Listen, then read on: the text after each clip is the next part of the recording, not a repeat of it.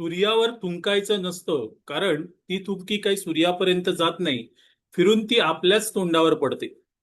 काँग्रेसचे प्रदेशाध्यक्ष सपकाळ यांना हे कदाचित माहीत नसावं आणि त्यामुळे त्यांनी पंतप्रधान नरेंद्र मोदी यांच्यावर त्यांना दलिंदर, पनवती म्हणणं आणि तेही सकपाळ सारख्या माणसाने, हे मात्र अति झालं.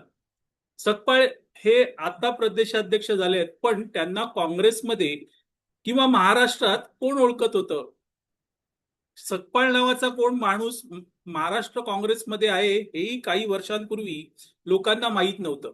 आज तेच सकपाळ मात्र मोदींवर अतिशय अश्लाघ्य शब्दात टीका करतात.